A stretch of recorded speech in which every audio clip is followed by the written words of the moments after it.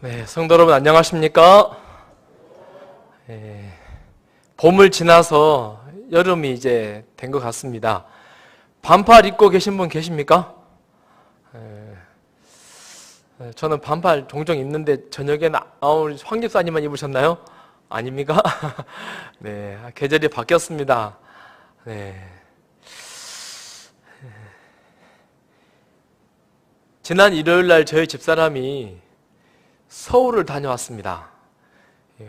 갔다 오고 나서는 고향 오랜만에 갔다 오니까 정말 좋다.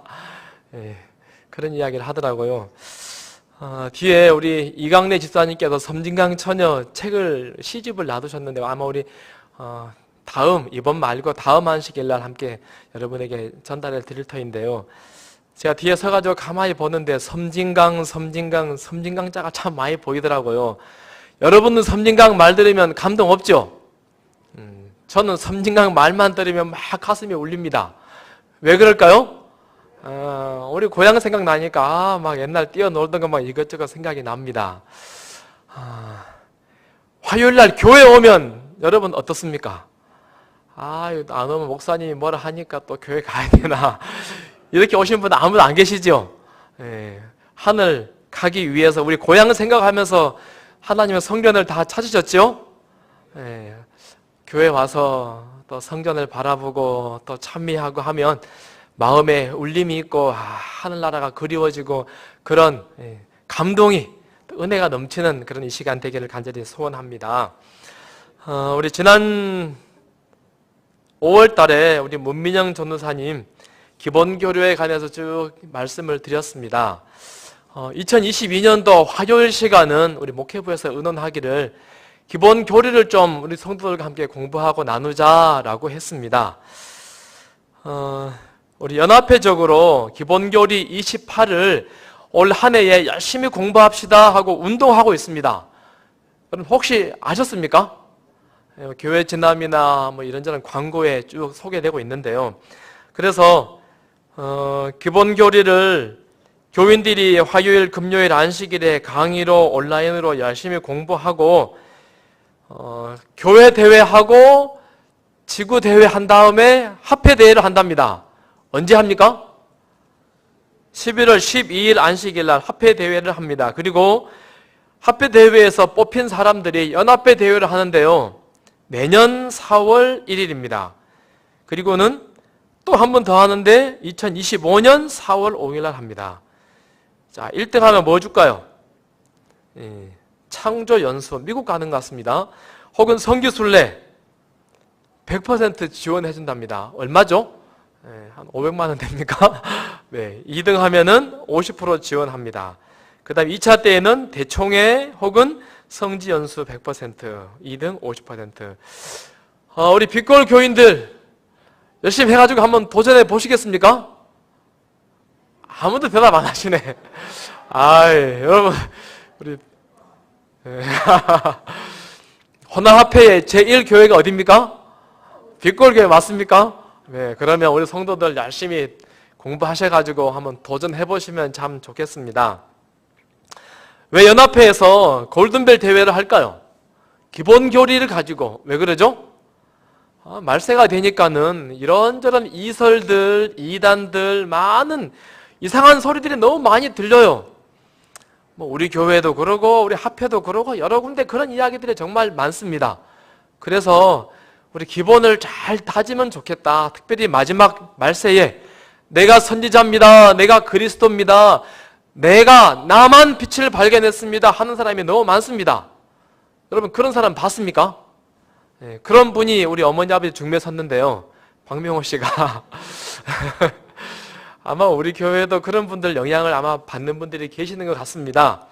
그래서 성경을 깊이 보고 연구하고 스스로 빛을 발견하기 위해서 애를 쓰고 깊이 연구하지만 맨 베이스, 맨 바탕은 뭐가 되어야 돼요? 하나님 말씀, 또 우리 교회 기본 교리 28이 여러 수십 년 동안 많은 학자들이 수많은 논쟁을 하고 공부하고 연구하고 토론하고 마지막에 정립해 놓은 기본교리 28. 저는 27이었죠. 아마 조만간 29가 될지도 모르겠습니다. 여하튼 많이 연구했던 이것들을 우리 성도들이 이번 2022년도에는 많이 연구하고 또 공부하고, 그래서 더 하나님의 말씀에 더 친숙하고 어떤 이설들 앞에서도 든든하게 설 수 있는 우리 모두가 되면 좋겠습니다. 지난 시간에 우리 문민영 전도사님 4장 아들 하나님 했습니다. 근데 제 생각에 제가 좀 더 보충해야 될 부분이 있는 것 같아서 다시 한번 말씀을 살피고 싶습니다. 먼저 기본 교리 안에 있는 아들 하나님에 관한 요약본입니다. 이게 다가 아닌데 제가 좀 줄였습니다. 제가 한번 읽겠습니다. 영원하신 아들 하나님은 예수 그리스도 안에서 성육신 하셨다. 그분을 통하여 만물이 창조되었으며 하나님의 품성이 계시되었고 인류의 구원이 성취되었으며 세상이 심판을 받는다. 영원토록 참 하나님이신 분이 참 인간 예수 그리스도가 되셨다. 승천하사 우리를 위해 하늘 성소에서 봉사하신다.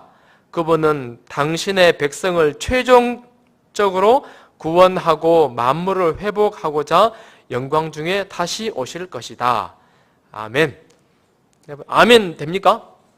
우리가 믿는 우리 하나님을 이렇게 요약하고 소개했습니다. 저는 이 시간에 몇 가지 질문을 던지고 질문에 답해보는 시간으로 한번 기본교리 우리 4장을 한번 공부해보고 싶습니다. 인류는 예수의 십자가로 구원을 받습니다. 맞습니까? 예수님의 십자가로 우리는 구원받습니다. 그렇다면 십자가 사건 이전 사람들은 구원을 어떻게 보증받았을까요? 십자가로 구원을 받아요. 십자가 이후에 사람들이 십자가를 바라보며 구원받는데 이전 사람들은 어떻게 구원을 받고 어떻게 구원의 보증을 받았을까? 우리 기본교리는 이렇게 말합니다. 죄 때문에 아담과 하와는 생명의 근원에서 단절되었다. 맞습니까? 죄 때문에 하나님으로부터 떨어졌어요. 관계가 단절되었습니다. 그 결과 그들은 즉시 죽어야만 했다. 그러나 창세 전부터 만들어 놓으신 계획, 즉 평화의 의논에 따라 아들 하나님이 그들과 신적 공의 중간에 서셔서 구렁을 잇는 다리를 놓으시고 사망을 제어하셨다. 그러므로 십자가 이전이라 할지라도 그분의 은총 때문에 죄인들은 살 수 있었으며 구원을 보증받았던 것이다. 십자가로 구원을 받습니다. 그런데 십자가가 생뚱하게 갑자기 드러난 것이 아니고 언제부터요? 인류가 창조되기 전부터 인류가 타락하고 오염되고 죽을 수밖에 없게 되면 어떻게 되지 하고 그 이전에 소위 평화의 의논이라고 하지요. 평화의 의논을 만들고 구원 프로그램을 만들어 놓고 죄를 짓자마자 이것들이 바로 작동되도록 하나님께서 아담 하와에게도 십자가를 가르쳤지요. 그리고 구주가 나실 것에 관해서 쭉 예언합니다. 창세기 22장에 아브라함이 하신 말씀이죠. 또 내 씨로 말미암아 천하 만민이 복을 받으리니. 이사야 9장 6절 이는 한 아기가 우리에게 낳고 한 아들을 우리에게 주신 바 되었는데 그의 어깨에는 정사를 메었고 그의 이름은 기묘자라 모사라 전능하신 하나님이라 영존하시는 아버지라 평강의 왕이라 할 것이라. 한 아기가 나올 것인데 그 아기가 어떤 아기예요? 어깨에 정사를 메고 기묘자라 모사라 전능하신 하나님이라 영존하신 아버지라 평강의 왕이라 할 그런 아이가 태어날 것이다 라고 지금 예언했습니다. 이사야 53장에는 그는 주 앞에서 자라나기를 연한 순 같고 마른 땅에서 나온 뿌리 같아서 우리가 보기에 흠모할 만한 아름다운 것이 없도다. 그는 멸시를 받아 사람들에게 버림받았으며 간고를 많이 겪었으며 질고를 아는 자라. 마치 사람들이 그에게서 얼굴을 가리는 것 같이 멸시를 당하였고 우리도 그를 귀히 여기지 아니하였도다. 한 아기가 나오는데 평강의 왕이고 전능하신 하나님인데 사람들이 그 아기를 어떻게 대우한다고요?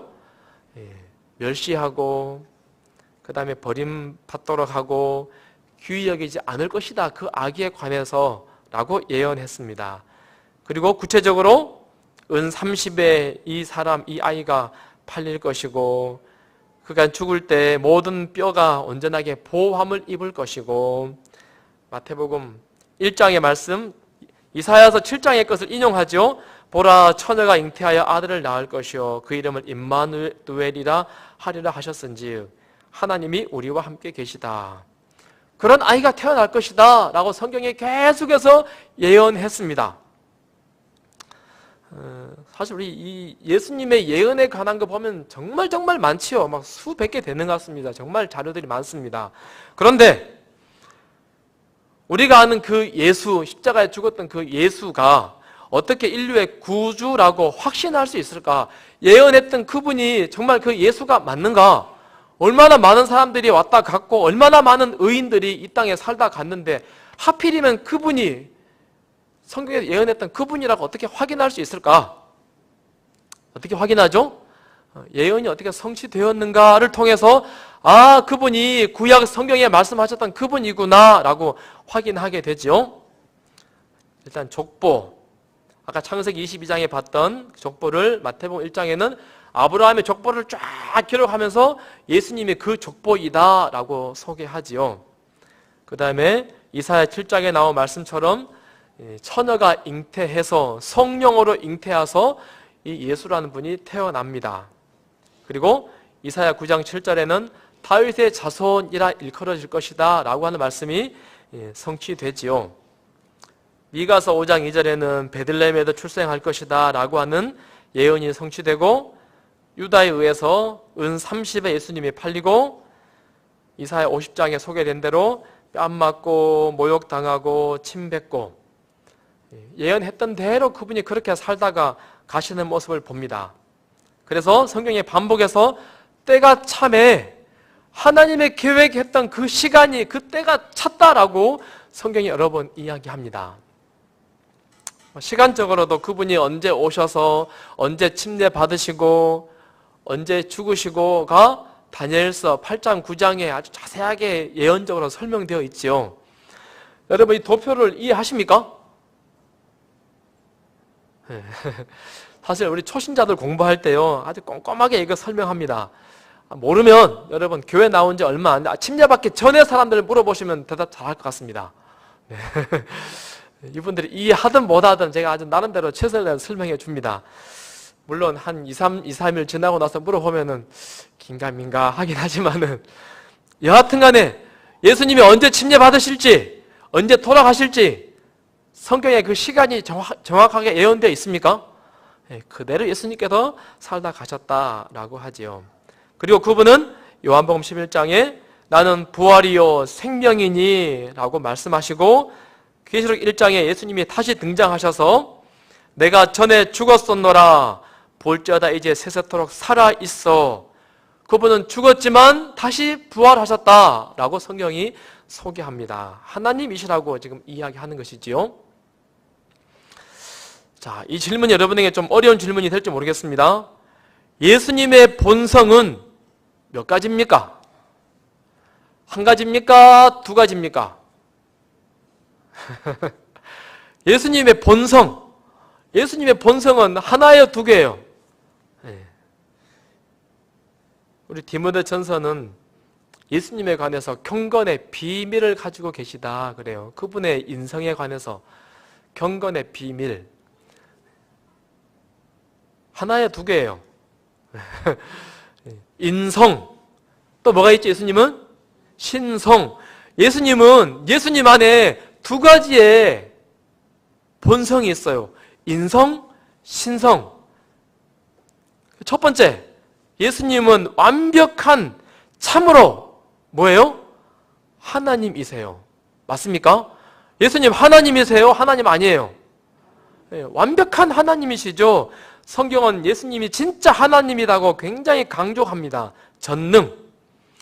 마태복음 28장에 아버지께서 나에게 하늘과 땅의 모든 권세를 주셨다라고 말해요. 다 할 수 있는 힘이 누구한테 있어요? 예수님에게 있습니다. 전지 골로새서 3장에 그 안에 지혜와 지식의 모든 보화가 감추어져 있느니라. 예수님은 모든 것을 다 알고 계십니다. 그리고 편재, 예수님은 계시지 않는 것이 없어요. 마태복음 28장 마지막 사명하시면서 내가 세상 끝날까지 어떻게 한다? 너희와 항상 함께 있겠다. 어디든지 예수님은 계신다. 불변, 변하지 않으십니다. 히브리 13장 어제나 오늘이나 영원토록 동일하시다. 예수님은 변하지 않으시죠?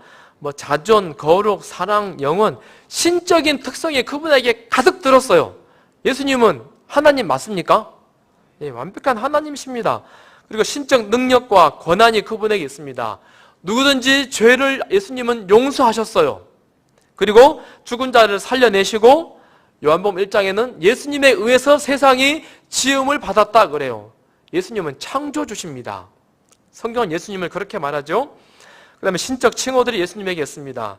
구약에 나와 있는 많은 여호와들이 예수님에 관한 것이죠. 그리고 하나님의 아들이라고 예수님을 이야기하고, 토마 같은 분은 나의 주님이시여 라고 예수님에게 이야기하죠. 예수님은 주님이십니다. 그 다음에 신성을 그분 스스로 시인하시죠. 만물 위에 계셔서 세세의 찬양을 받으실 하나님이라고 로마서 9장에서는 그렇게 이야기합니다. 예수님 스스로 내가 있느니라, 나는 스스로 있다 라고 말씀하시고, 나와 아버지는 하나이니라. 여기서 아버지는 하나님 아버지를 말하지요. 그 다음에 하나님과 동등되다고 스스로 말씀하시지요. 침례식 할 때 아버지와 아들과 성령의 이름으로, 그 다음에 히브리 1장 3절에서는 그 본체의 형상이시다, 예수님이 곧 하나님이시다 라고 이야기합니다. 그 다음에 경배의 대상이시다 라고 말하고, 신성의 필수성을 그분은 가집니다. 나를 본 자는 아버지를 보았느니라.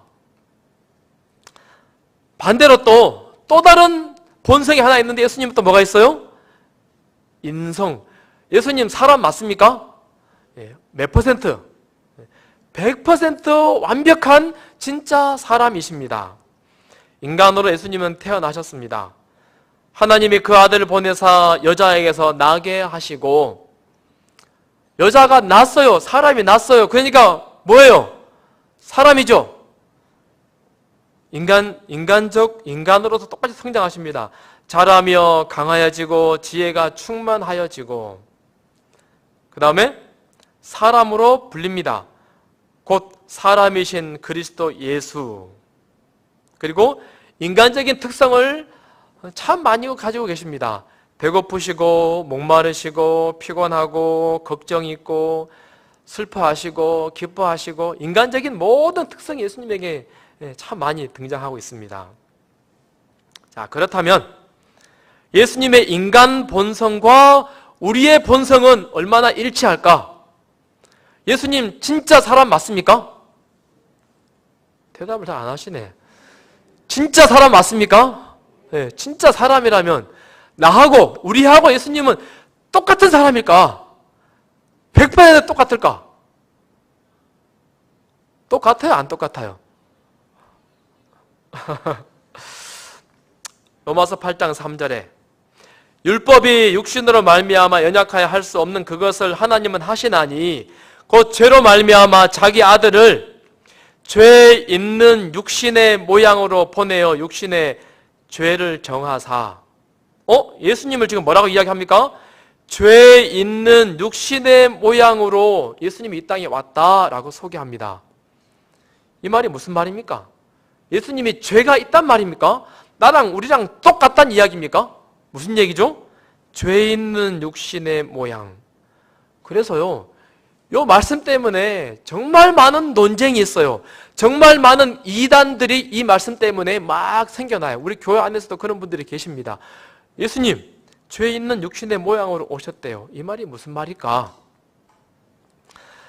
우리 기본교회는 이렇게 말합니다. 그분은 죄 있는 육신의 모양이셨다라고 하면서 그분은 인성으로 신성을 옷 입으셨으며 죄 있는 육신의 모양 혹은 죄 있는 인간 본성 혹은 타락한 인간 본성을 취하셨다.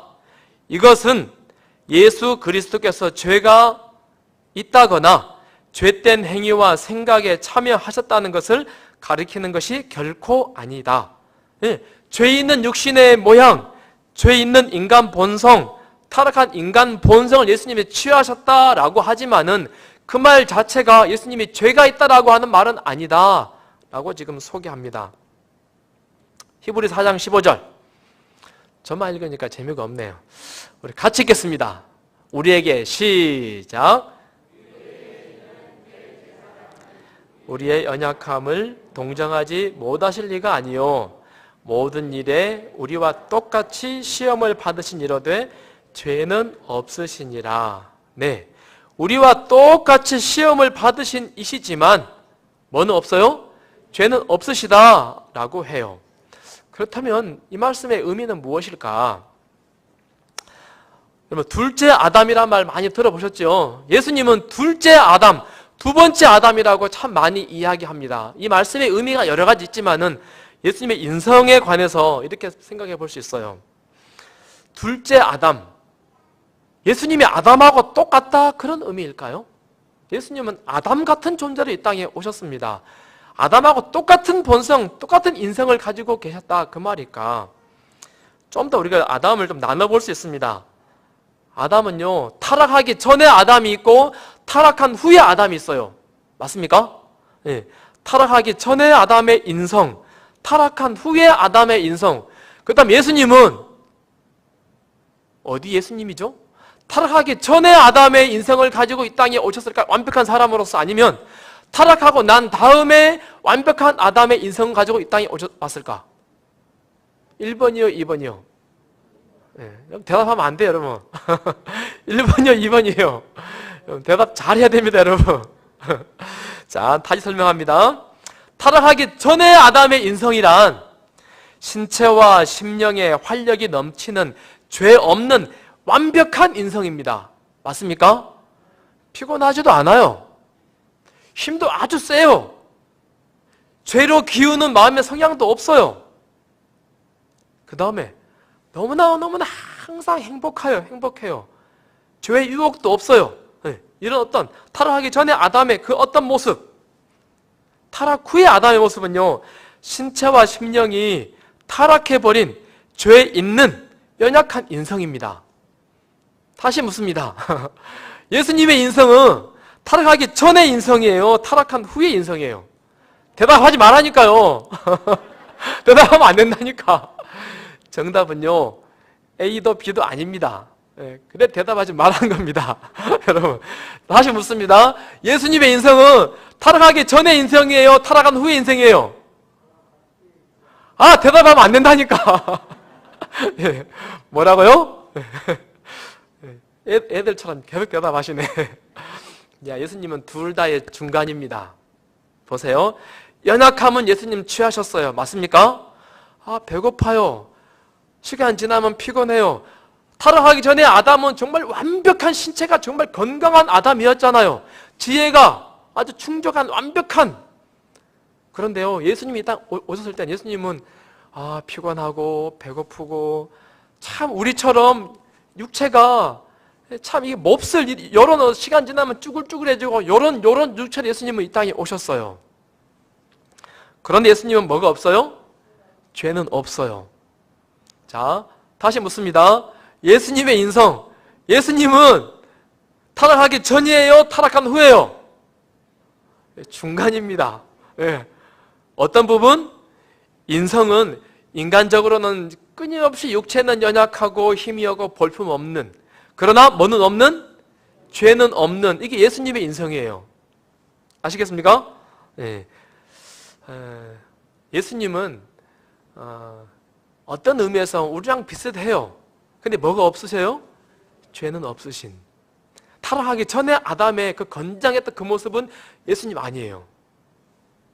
자, 다음 질문.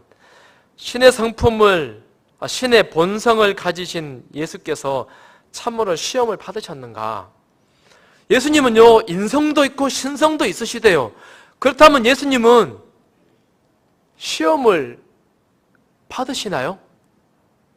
시험 받으세요? 시험 안 받으세요? 히브리서 4장 15절. 우리에게 있는 대제사장은 우리의 연약함을 동정하지 못하실 리가 아니요.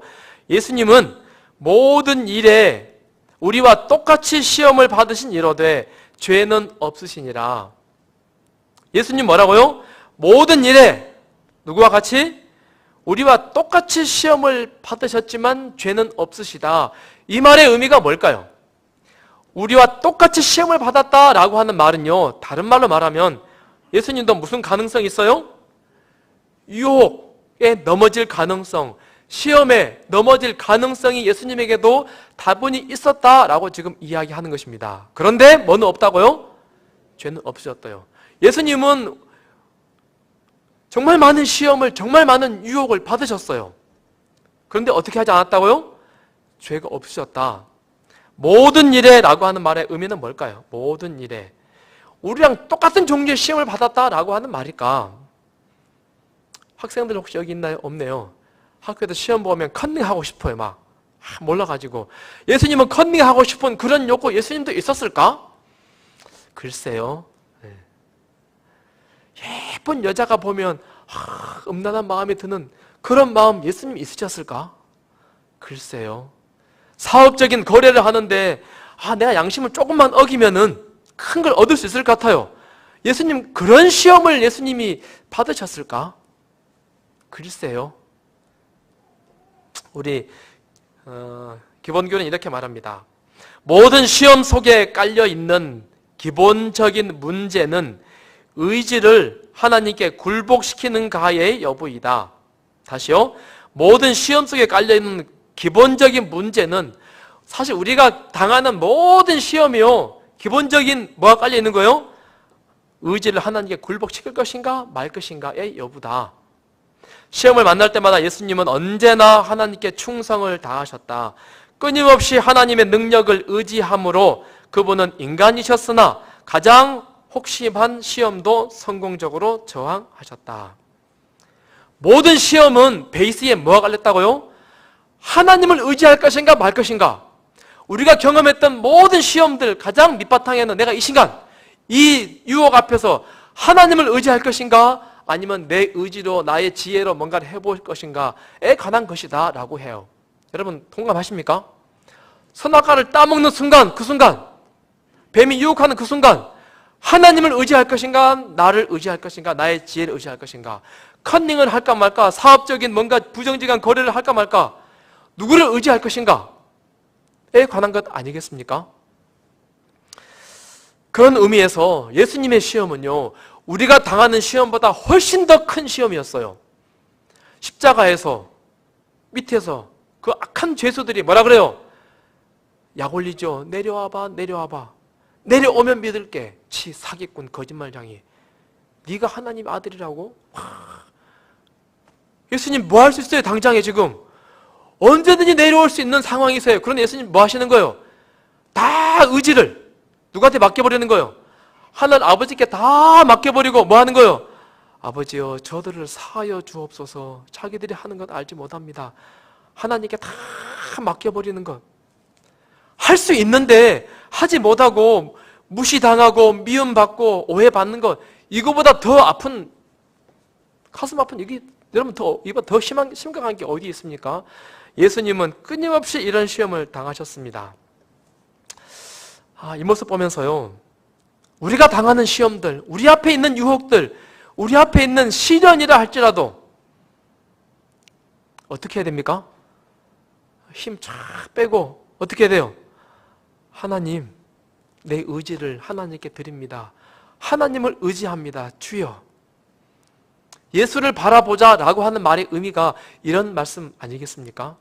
하나님이 어떻게 사셨는가, 예수님이 어떻게 사셨는가, 그분이 어떻게 시험에 이기셨는가에 관한 우리에게 중요한 교훈이 이 가운데 있는 것 같습니다. 모든 일에 우리와 똑같이 시험을 받으신 이로되 죄는 없으시니라. 예수님 우리가 바라볼 수 있는 그분을 많이 명상함으로 그분 더 많이 닮아가는 우리 모두가 되기를 간절히 바랍니다.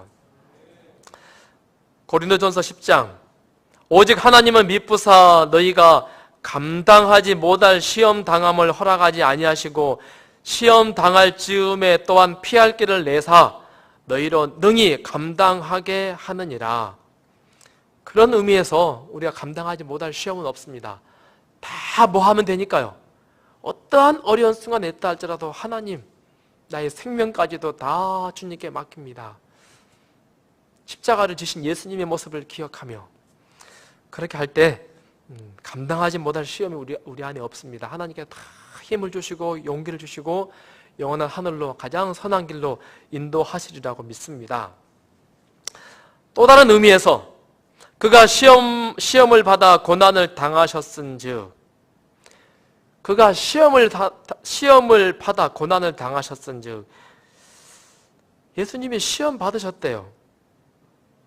이 시험이 얼마나 강한 것이었는가 엘렌 화이트는 이렇게 말합니다. 그분은 하늘 궁정에서 영예를 받으셨으며 절대적 권력에 익숙했다. 그분에게 있어서 인간의 수준을 유지하는 것은 힘 다 빼고 하나님께 전적으로 맡기는 이것을 유지하는 것은 인간이 자신의 타락한 본성이 처한 저열 수준을 넘어서 신적 본성에 참여하는 것만큼이나 어려운 일이었다. 여러분 이해되시죠?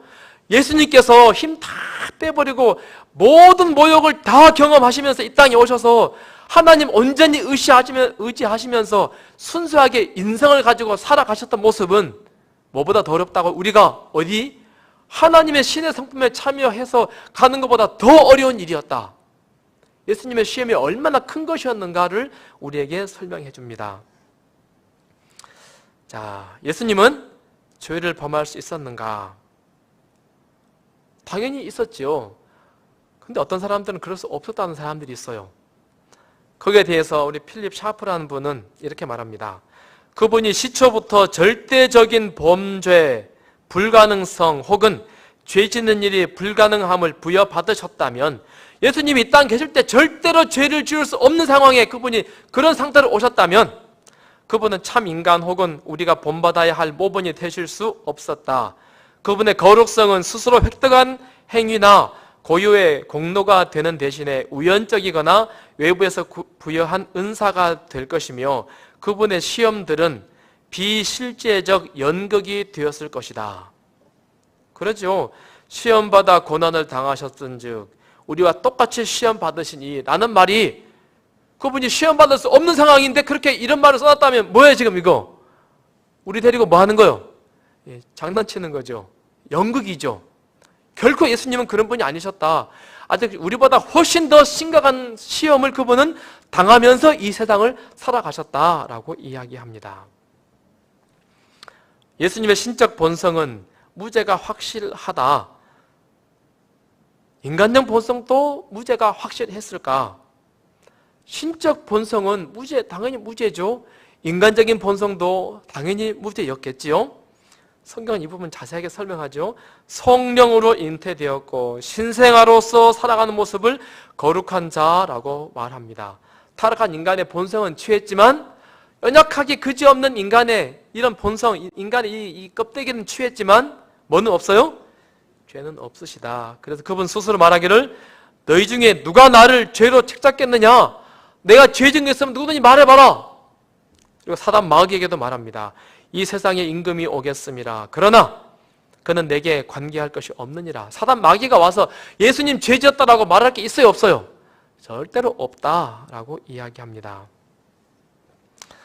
계속 반복해서 말합니다.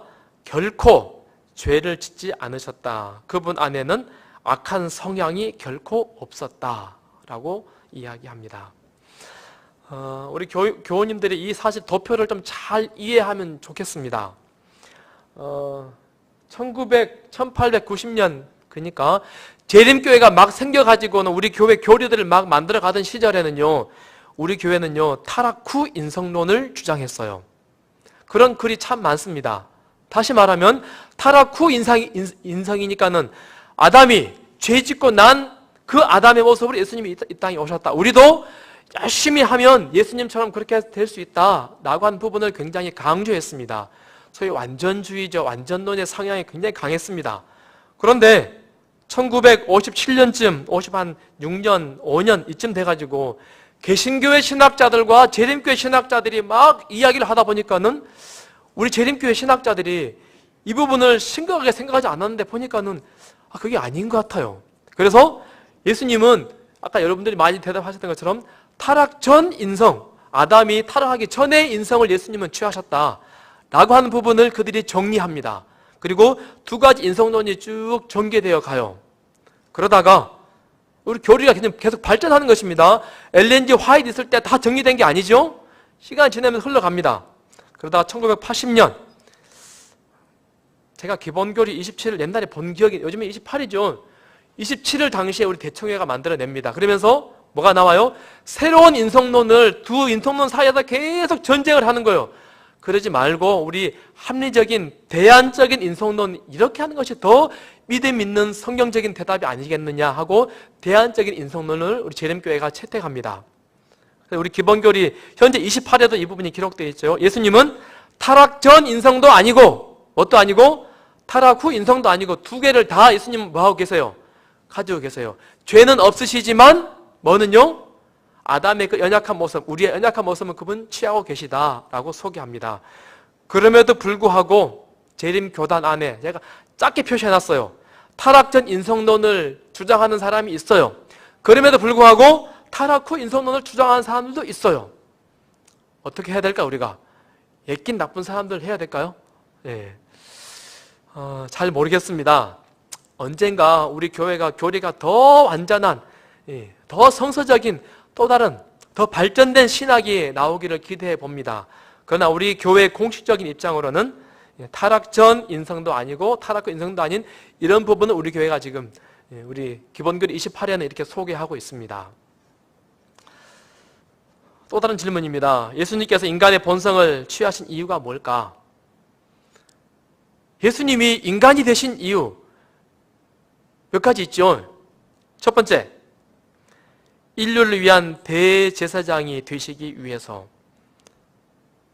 하나님도 아니고 사람도 아니고 두 사이에서 연결하기 위해서는 하나님이시면서 뭐가 되셔야 돼요? 인간이 되셔야 했어요. 중보자가 되기 위해서.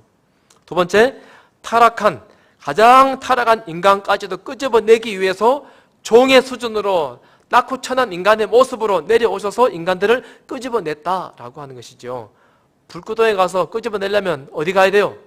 불구덩이에 들어가야 되잖아요. 세 번째, 당신의 생명을 주기 위해서. 하나님이 죽는 것은 의미가 없어요. 뭐가 돼야지 죽을 수 있는 거예요? 인간이 되셔야지 죽을 수 있는 것 아니겠습니까? 그래서 죽기 위해서 인간이 되셨습니다. 네 번째, 우리의 모본이 되기 위해서 너희를 위하여 고난을 받으사 너희에게 본을 끼쳐 그 자취를 따라오게 하려 하심이라. 자, 예수님은 두 가지 인성이 있다 그랬습니다. 신성도 있고 뭣도 있어요? 인성도 있으세요. 그러면 예수님은 한 분이에요? 두 분이에요? 문제가 어렵네, 그렇죠? 예수님은 인성도 있고 신성도 있대. 그러면 예수님은 한 분이에요? 두 분이에요? 쉬운 문제 대답이 안 됩니까, 그러면? 한 분이요? 두 분이요? 예수님 한 분이시죠? 성경 예수님 한 분이라는 얘기를 참 많이 하십니다. 그는 근본 하나님의 본체시나 하나님과 동등됨을 취할 것을 여기지 아니하시고 오히려 자기를 비워 종의 형체를 가지사 사람들과 같이 되셨고 사람의 모양으로 나타나사 자기를 낮추시고 죽기까지 복종하셨으니 곧 십자가에 죽으심이라. 하나님의 본체이시지만 뭐 한 거예요? 다 비우고 낮은 인간이 되셔서 인간의 모습으로 살아가셨어요. 예수님은 한 분 하나님이시지요. 자, 우리 기본교리는 이렇게 말합니다. 성경은 하나님을 두 분이 아닌 한 분으로 묘사하고 있다. 여러 구절이 신성과 인성에 관해 언급하면서 오직 한 분에 관해 말한다. 예수님 한 분이죠? 헷갈리면 안 되죠. 당연한 거죠. 저희 집에 강아지가 있습니다. 강아지 훈련하는 게 쉽습니까? 어렵습니까? 쉬워요? 어려워요? 참, 저는 우리 강아지가 말을 너무 안 들어서 참 속상합니다. 말 좀 잘 들으면 좋겠는데. 딱 한 가지는 훈련했습니다. 밥 먹는 거. 사료 담아가지고 오면 막 오두방정을 떨어요. 막 덮쳐. 내가 훈련시켜야겠다 마음 먹고서는요, 밥가락을 딱 놔두고 손가락으로 수도 멈춰 가만히 있어. 처음에는 오두방정을 떨더니요, 제가 계속 했더니요, 걔가 어느 순간 눈치를 챘어요. 이거 할 때는 먹으면 안 되는 걸 알아요. 밥가락을 막 째려보더니 어느 순간부터 멈춰 하고 있는 저만 봐요. 그리고는 뭘 기다려요? 먹어라는 명령을 기다리기 위해서 내 입만 보고 손가락을 계속 보는 거예요. 밥그릇 보면서. 좀 더 훈련된 걔는 어디만 보죠? 밥그릇을 봐요? 주인을 봐요? 주인 봐요. 뭐가 떨어지길 기다리는 거예요? 먹어 할 때까지. 우리 개는요, 밥그릇 놔두고 제가 앞에서 탁탁 2번 치면 먹어요. 1번 치면 안 먹어요. 훈련 잘 시켰습니다. 개가 참 그러더라고요. 그런데 우리도 그래야 하지 않을까? 예수님 앞에서 사단 마귀가 수많은 것 갖다 놓고 계속 유혹합니다. 고기 덩어리, 돈 덩어리, 명예 덩어리, 뭐 덩어리. 그거 먹기 위해서 어떻게 합니까? 오두방정을 떠는 사람이 있어요. 하나님 제발 제발. 그런데 잘 훈련된 하나님의 사람은 어디를 봐요? 예수님의 얼굴을 보는 거예요. 예수님을 보는 거예요. 예수님, 내가 어떻게 해야 될까요? 예수님. 예수님의 시험을 이기셨던 말씀을 드렸습니다. 사단이 아무리 유혹한다 할지라도, 어떤 시험을 준다 할지라도, 예수님은 의지를 하나님께 다 맡겼지. 예수님, 내가 오늘 넘어집니다. 하나님 힘을 주세요. 나의 의지를 주님께 맡깁니다. 도와주세요. 사람들이 기도하며 예수님을 더 닮아가고 그분 때문에 힘을 얻고 예수님처럼 더 많이 자라나는 우리 모든 성도들이 되기를 간절히 바라며 말씀을 줄이겠습니다. 우리 기도하겠습니다.